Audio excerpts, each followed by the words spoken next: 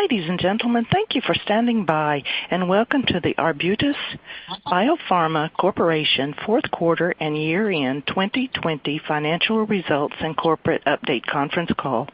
At this time, all participants are in a listen-only mode. After the speaker's presentation, there will be a question-and-answer session. To ask a question during this session, you will need to press star one on your telephone. Please be advised that today's conference is being recorded. If you require any further assistance, please press star zero. I would now like to hand the conference over to your speaker today, Pam Murphy. Thank you. Please go ahead, madam. Good morning, and thank you for joining the Arbutus Biopharma Fourth Quarter 2020 Conference Call and Webcast. On the call today are Bill Collier, President and Chief Executive Officer, Dr. Gaston Picchio, Chief Development Officer, Dr. Michael Sofia, Chief Scientific Officer, and Dave Hastings, Chief Financial Officer. Bill will begin with a summary of recent accomplishments and upcoming events and a review of Arbutus' 2021 corporate objectives, followed by Gaston, Mike Sofia, and Dave Hastings, who will provide clinical, drug discovery, and financial updates, respectively. Please note Gaston will be using a few clinical slides, which can be viewed on the webcast.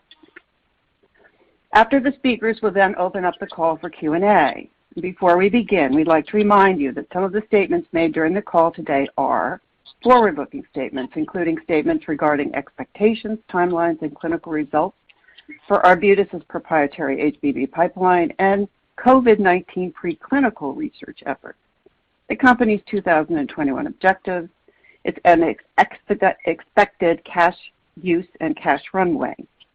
These forward-looking statements are subject to a number of risks and uncertainties that may cause our actual results to differ, including those described in our most recent annual report on 10-K, quarterly report on Form 10-Q, and other periodic reports filed with the SEC. I would now like to turn the call over to Bill. Bill? Thank you, Pam, and good morning, everybody. Thank you for joining us today. As I approach my 2-year anniversary with Arbutus, I'd like to use the next few minutes to summarize the progress that we have made and why I believe that Arbutus is well positioned to execute on our mission to develop a cure for people with chronic hepatitis B, as well as advance new proprietary therapies to treat coronaviruses.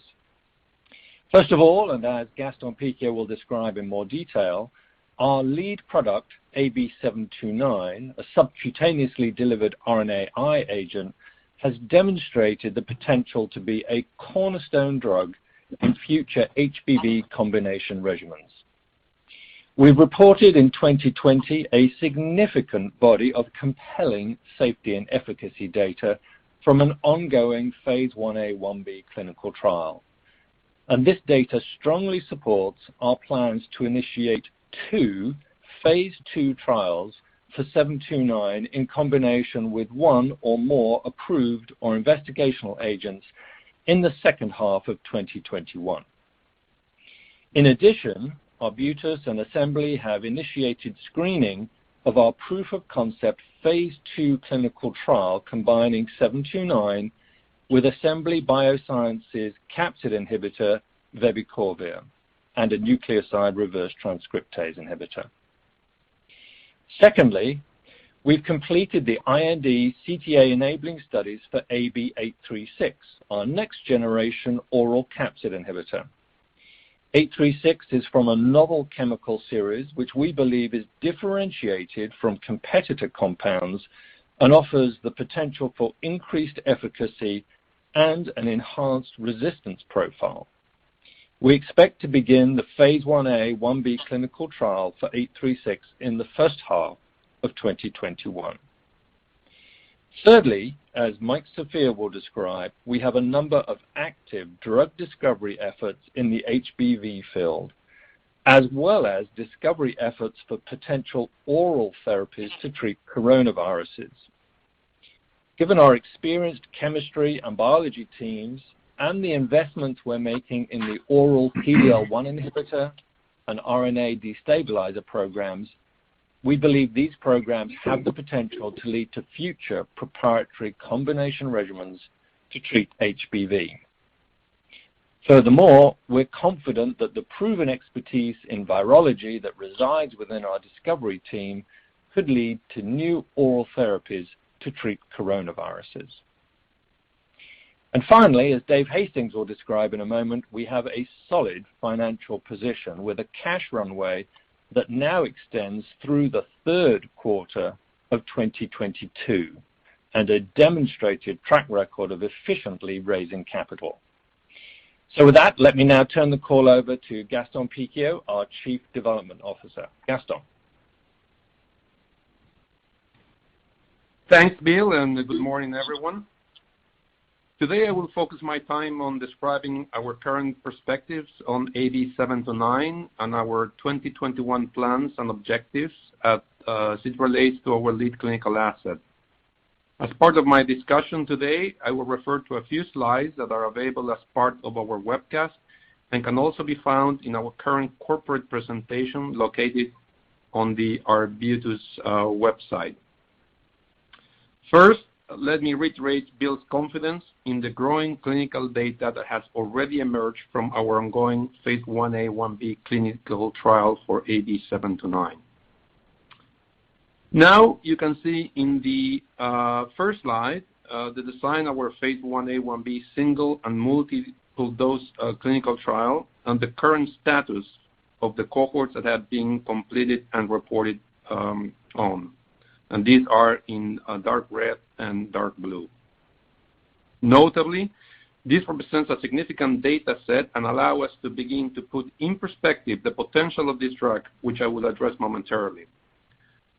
We expect to report additional data from the ongoing cohorts from this trial in the first half of 2021, except for the 90 milligram every 12-week cohort, which is expected in the second half of 2021. In the next slide, number 6, you can see that a single dose of AB729 provided impressive and comparable mean S antigen declines at week 12 across all 3 doses, namely 60, 90, and 180 milligrams. Moving to slide number 7, importantly, as demonstrated, repeat 60 milligram dosing of AB729 every 4 weeks resulted in continuous mean S antigen declines beyond week 12.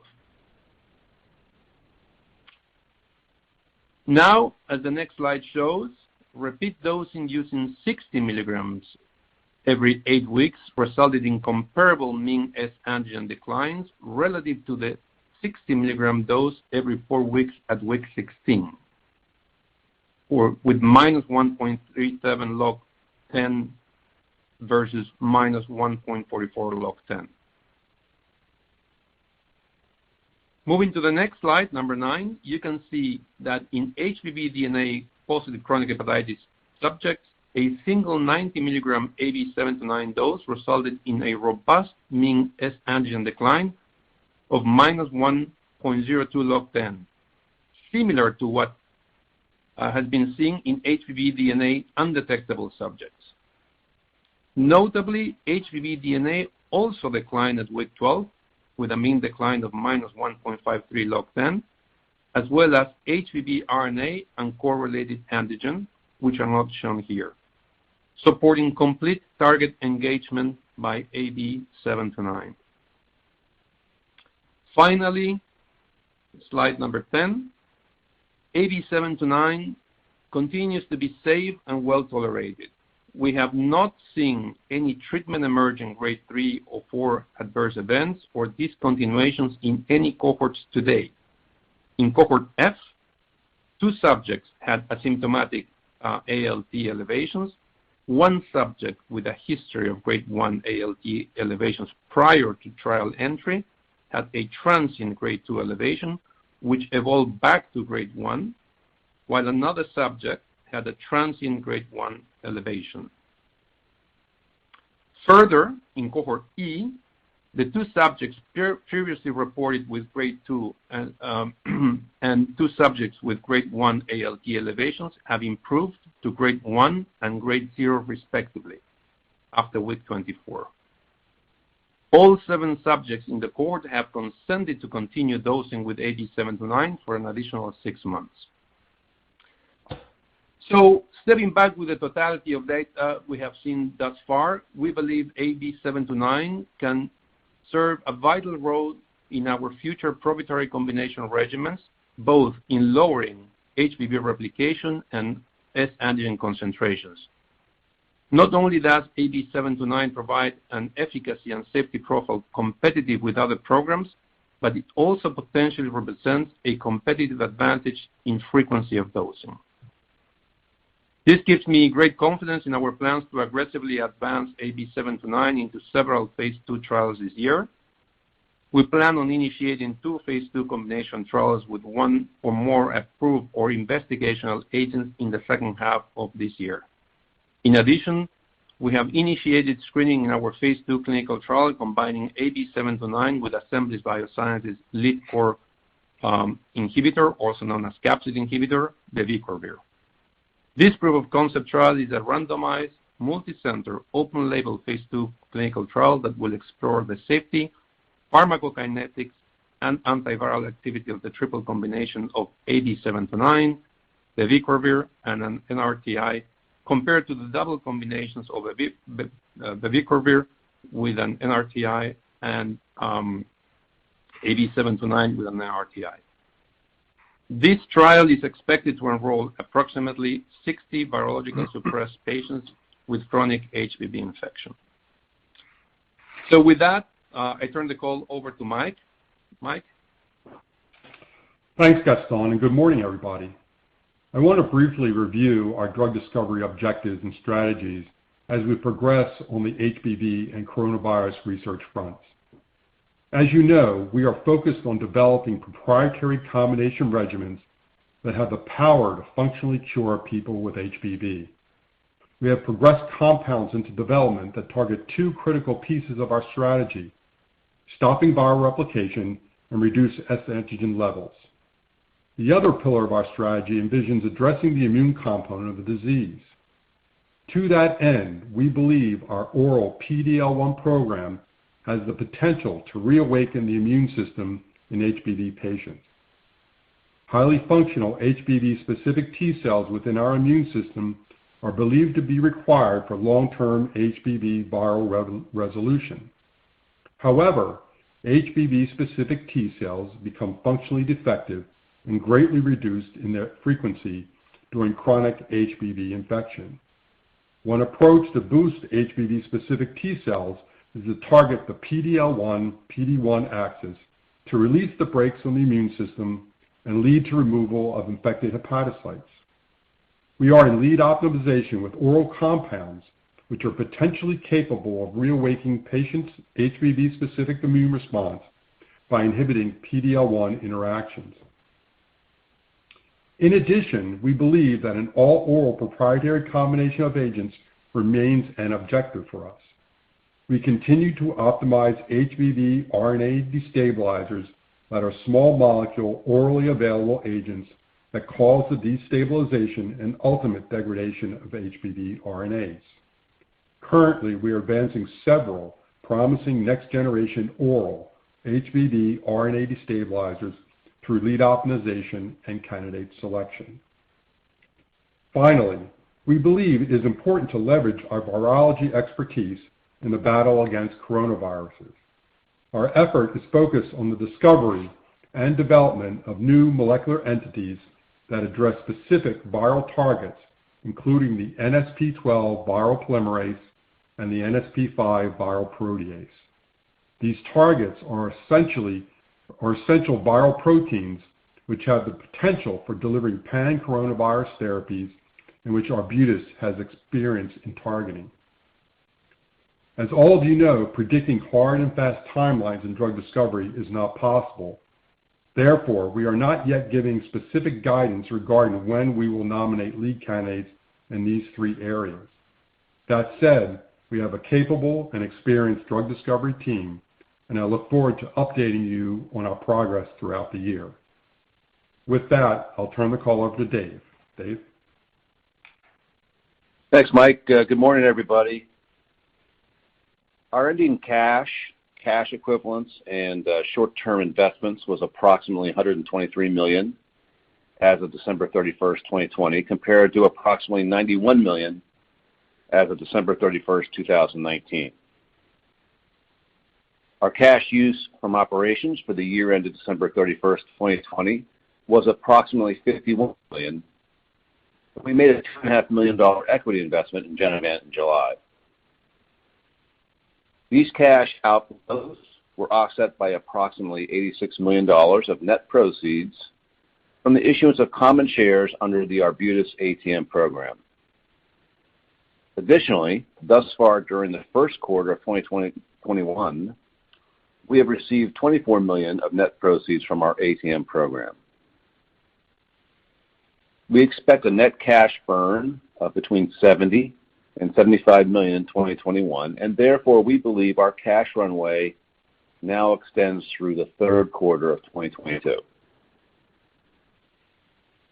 Finally, as a reminder, Arbutus owns approximately 16% of the common equity of Genevant Sciences, a company Arbutus launched with Roivant Sciences, and to which Arbutus licenses exclusive rights to its LNP delivery technologies for RNA-based applications outside of HBV.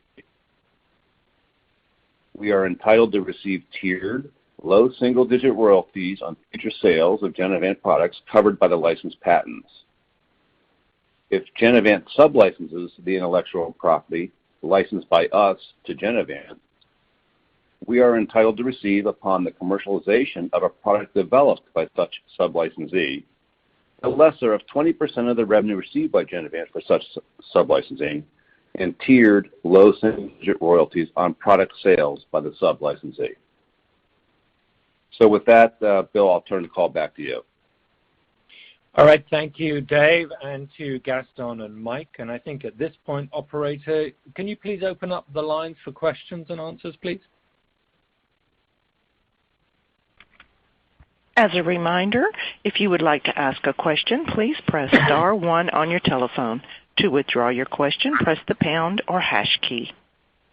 And your first question comes from Ed Arce with H.C. Wainwright. Great. Good morning, and thanks for taking my questions. Congrats on a productive year.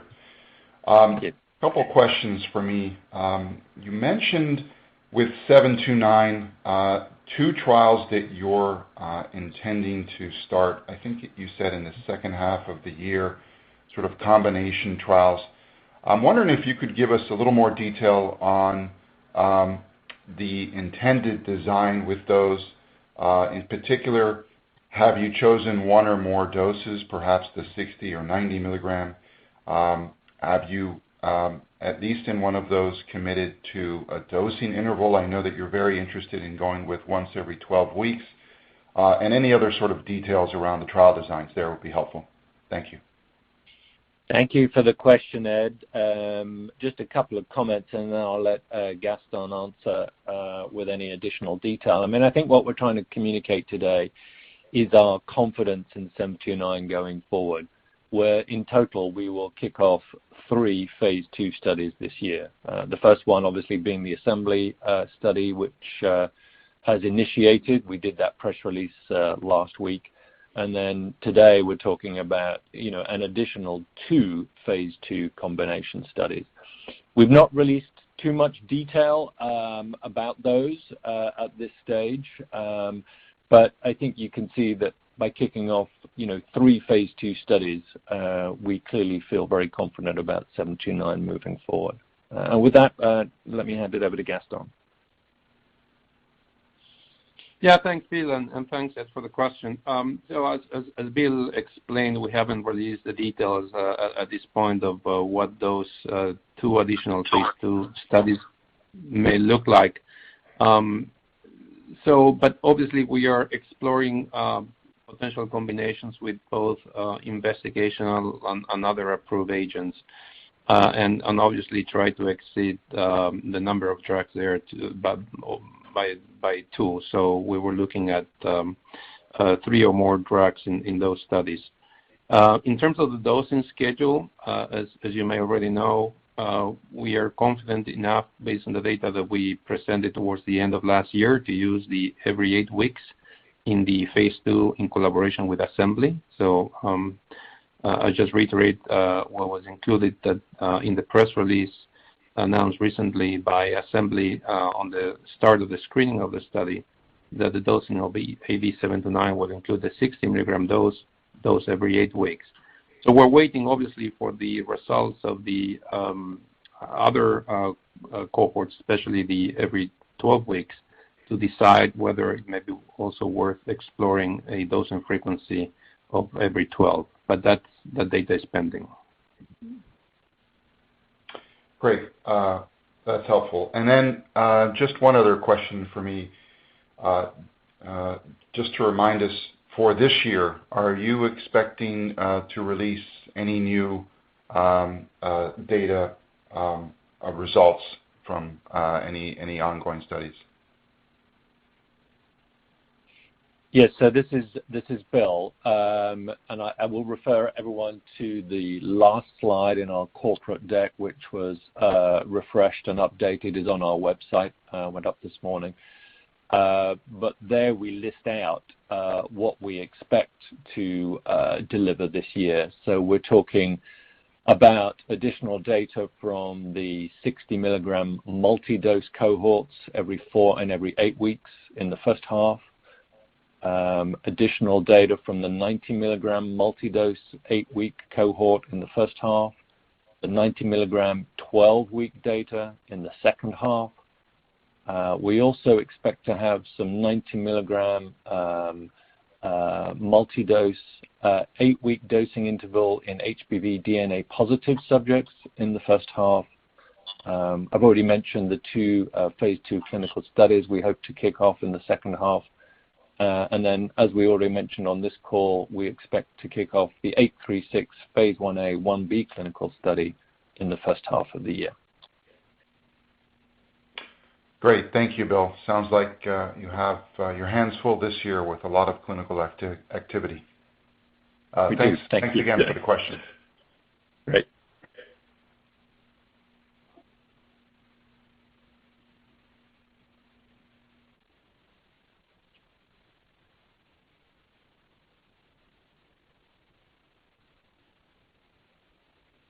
Operator, do we have additional questions?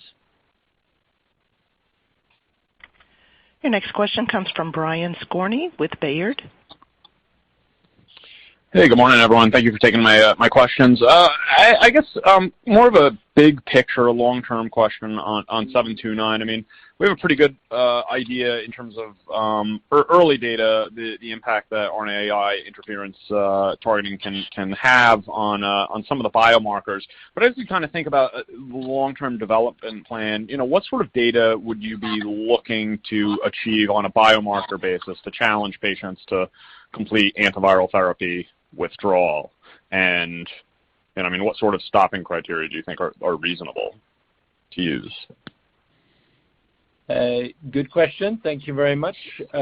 Maybe Mike and Gaston first, perhaps, to answer that one. I mean, and we're talking hypothetically here because we have no plans at the moment to get into this. But Gaston? Yeah. Thank you, Brian. In terms of, let me just go to the summarize what we've seen with RNAi so far. So I think RNAis have been shown to obviously lower S antigen. Also, HBV RNA correlated antigen, E antigen. And I think we probably have one of the most robust data showing that 729 can also reduce HBV DNA in a very robust and rapid way. So the big question, I think, obviously, is going to be, should we continue treating and wait until S antigen becomes undetectable, or can we, before considering stopping patients, or could we stop patients earlier and see whether the immune system has sufficiently reawakened to continue the job and clear all S antigen and obviously infect the hepatocytes and so forth. And that's a question, obviously, that I don't think anyone has answered so far.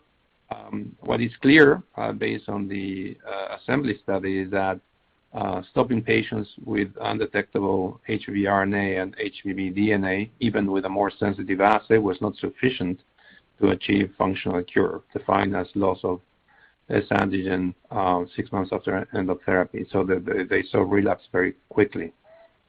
So in that sense, obviously that study did not include an RNAi agent, and lowering S antigen may favorably impact the immune system in such a way that upon stopping therapy, things may look a little bit different. But really, this is all speculation because nobody has stopped all therapies in RNAi subjects and see, after a long dosing period of at least a year, in combination with other agents and see what happens. So we may be in a position to do that later this year in some of our cohorts and see what the turnout is. But I can't give you a definitive answer what's going to happen. But certainly that's one of the most important questions in the field right now. Great, thank you. And Gaston, do you want to just briefly mention, because on our corporate deck on our slides, we do show how many subjects get below either 100 or 10 international units per ml for surface antigen. Do you just want to comment on those numbers? Yeah, so that's a great point. As you know, in some countries in Asia especially, there's a tendency for subjects who have been on NUC therapy for a number of years, if their S antigen drops below 100, to actually stop the NUC and follow them very closely. And in some occasions, the subjects who achieve less than 100, which is a threshold that's used, I would say, clinically most frequently, they tend to seroconvert, so lose S antigen, and some of them even develop anti-S antibodies, which is the definition of functional cure. So in our studies, we have pretty much so far the vast majority, like 6 out of 7 have reached less than 100 in cohort E, and even a couple of them have reached less than 10. So the big question is, in the setting of 1 year of duration of therapy, is that going to be sufficient? So these are questions that obviously we're trying to decide whether achieving S antigen below those thresholds, which have shown in other instances to be clinically relevant, would they be equally relevant towards functional cure when using RNAi agents, in this case AB729. So this is still evolving. We're evolving our thinking and trying to decide what would be the best approach to stopping therapy in patients who have received at least 1 year of AB729 in combination with a NUC. But those are sort of encouraging pieces of information that a large proportion of these subjects have already crossed that 100 IU per ml threshold. Great, thank you. Your next question comes from Mayank Mamtani with Briley. Thanks, team, for taking my question, and congrats on the progress. So maybe on the same line of thinking on the triple therapy, just two things stood out to me that you are doing an open label study, and also the number of subjects, 60. Just looking at other trials, look different. So I'm just curious how you think about data disclosures here. And again, the off-treatment cure rate, that's specific to your program, but also as we look externally, there are different approaches. There's the cold capsid inhibitor approach. There's the immunomodulator approach. Can you comment, just at a high level, what's your perspective on, one versus the other, your confidence level, and just given the challenging off-treatment cure rates we've seen so far? Yeah, thank you for the question. I think you started just by making reference to the clinical collaboration with Assembly, and you correctly pointed out that that's a phase 2 study with 60 virologically suppressed subjects with HBV, and essentially it's comparing the triple, 729 plus vebicorvir plus a nuke versus 729 plus a nuke versus vebicorvir plus a nuke. The only thing that we have communicated with our partners assembly on that is that the study has started. That was the press release last week. We've not indicated when we will have data available from that study, although it is an open label study. So we will be able to track progress as we go. As to the second part of your question, perhaps Gaston, I can throw that to you. Yeah. So hi, Mac. It's difficult to say because, to be absolutely honest, we're not sure what the details of other studies are. I mean, I can just reiterate, what our study in collaboration with Assembly is going to be looking at. So basically, we're looking at e-antigen negative subjects who are being suppressed for at least 6 months with nuke therapy, and they're going to be rolling into randomized into 3 different arms. So obviously there are 2 arms who would function as controls. And there's a 3rd arm, which is the exciting arm, which is the combination of the 3 agents. So as to exactly the differences with other studies that may be looking at similar but not identical approaches, I can't really comment because I don't know the details behind. There are more details than what you can find in clinicaltrials.gov. So I think it's always important. At least based on my experience, despite the fact that there is a reiteration of mechanisms of action, I think at least I've learned over the years that it's always important to see what different assets within a class can provide. So I wouldn't discount the fact that we're testing 3 drugs that other companies may be testing as less exciting, because I think we've seen some interesting data coming out of 729 and also vebicorvir as being well established in further suppressing HBV DNA and pgRNA. So the combination of those 3 in the population that we selected may play out differently than in other regimens. So I think we have to wait for the results in short. Understood. And then just two more quick follow-ups. PD-L1 oral inhibitor, any color you could provide on time to IND and just high level, why this cannot be used in cancer, for example, maybe by a partner if you don't want to do oncology?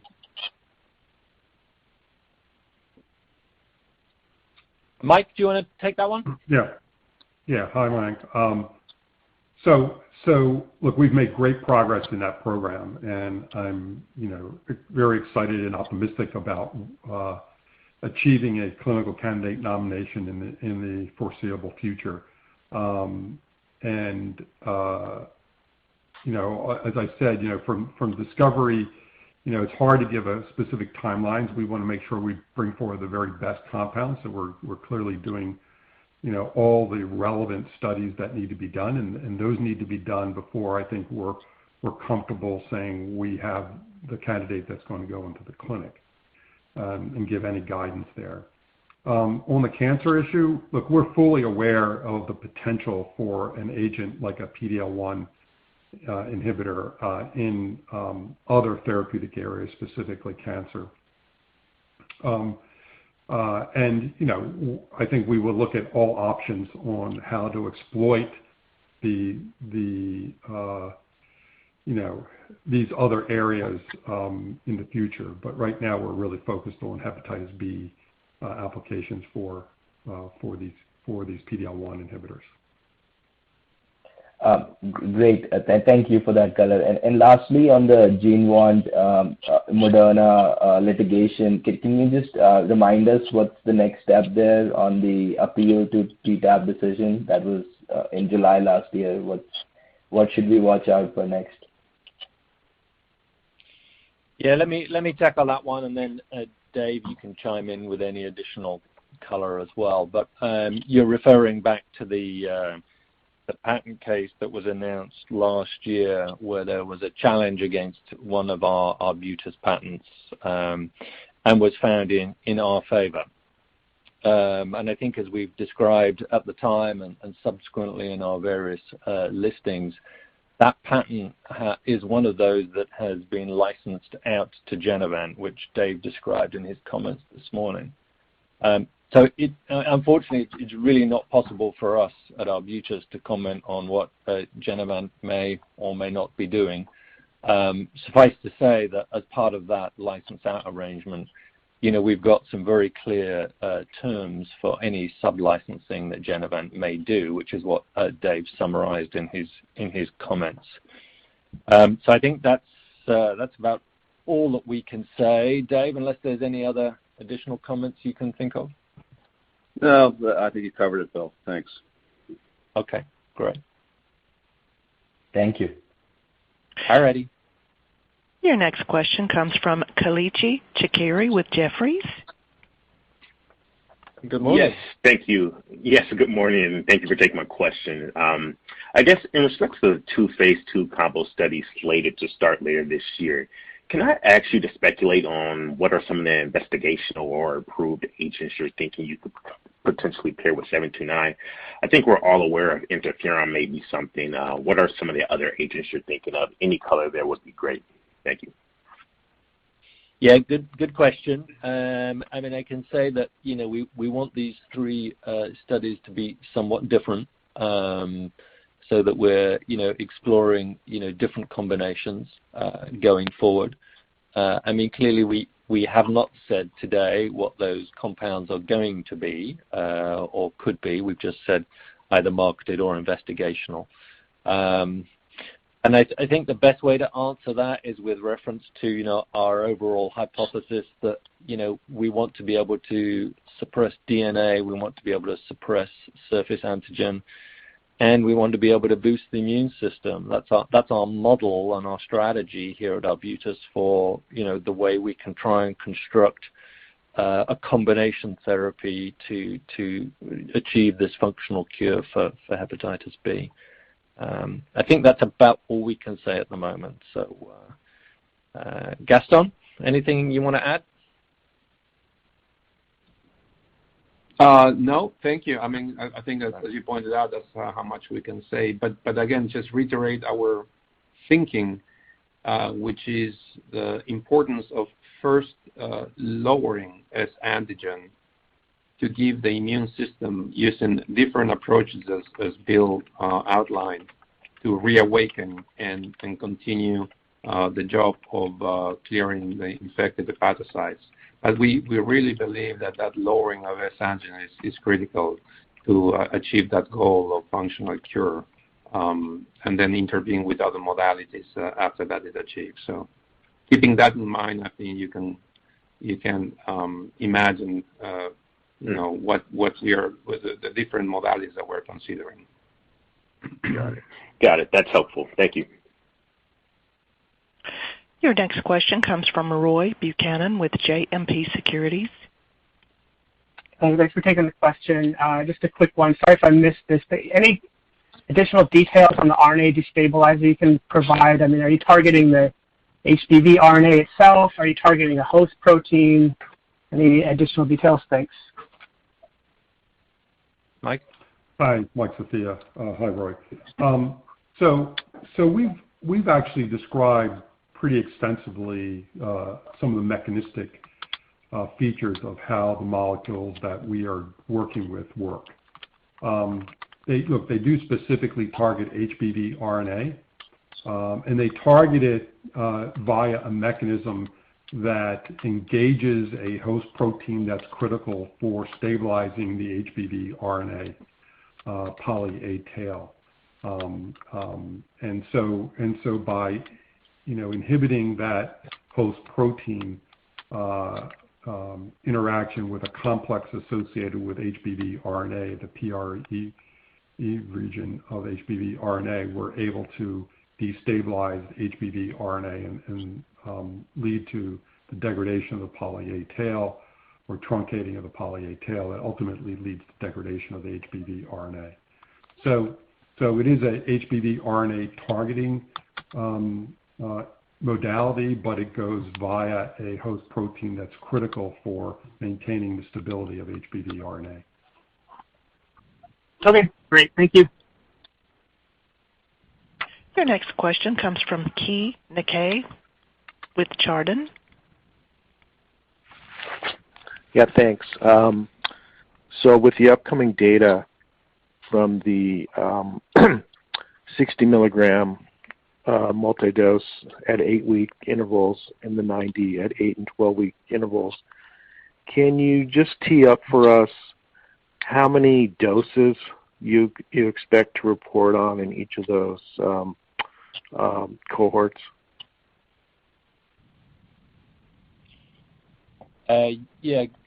Gaston, maybe you can take that one.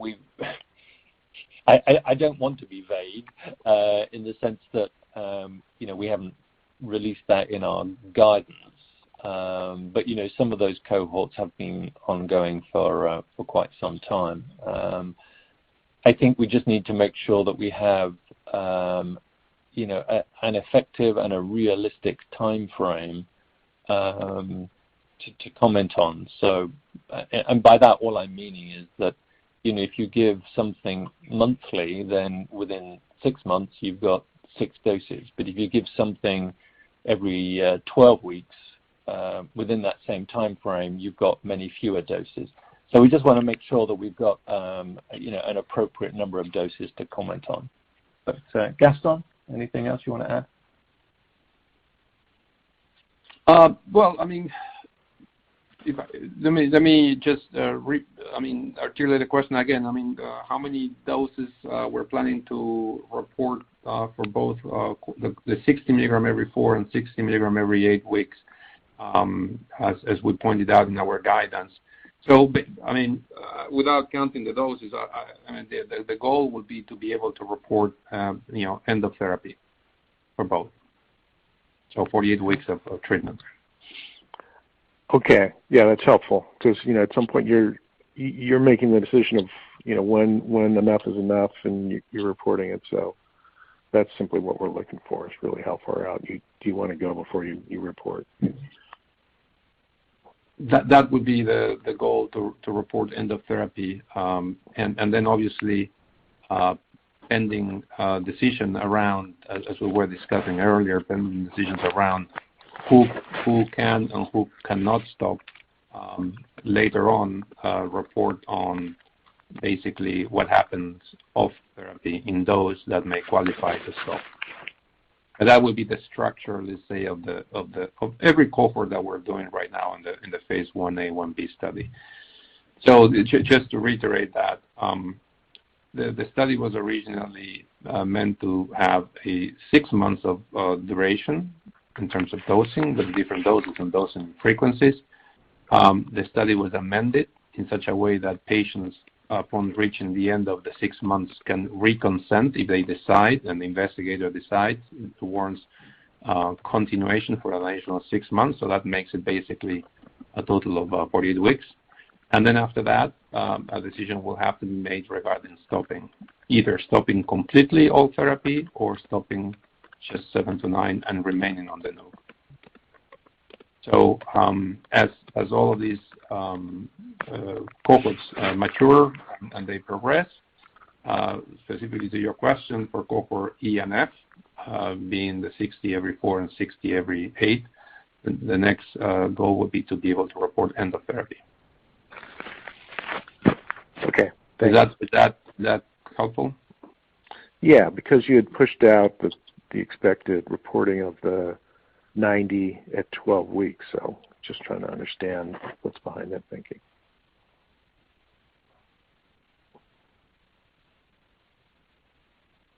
Yeah, okay. It's not so much that I think we pushed that out. That was one of the later cohorts to start. So it's just taken longer to go through. But, okay. Thanks. I'm showing no further questions at this time. I would now like to turn the conference back to Bill Collier. Thank you very much, and thank you all for your questions. Just to close out, I'll quickly review once again the key objectives for the company for 2021. So as you've heard on this call, we've already initiated the phase 2 combination clinical trial to evaluate 729 in combination with the Assembly Biosciences core or capsid inhibitor, vebicorvir, and a nucleoside reverse transcriptase inhibitor. Secondly, we also expect to provide additional data from ongoing cohorts of the phase 1A/1B clinical trial of 729 in the first half of 2021. And as we also just mentioned, the 90 milligram every 12-week cohort will actually be expected in the second half of this year. We're also excited and expect to initiate 2 phase 2 combination clinical trials in HBV subjects, including 729 with 1 or more approved or investigational agents. Again, that's slated for the second half of 2021. And we also expect to initiate a phase 1A/1B clinical trial of 836, our next generation capsid inhibitor, in the first half of 2021. So I'd like to close out by thanking all of the staff at Arbutus, but importantly this morning, all of you for joining us today, and we look forward to sharing our progress throughout the coming year. So thank you very much, and operator, that concludes our call. Ladies and gentlemen, this concludes today's conference call. Thank you for participating. You may now disconnect.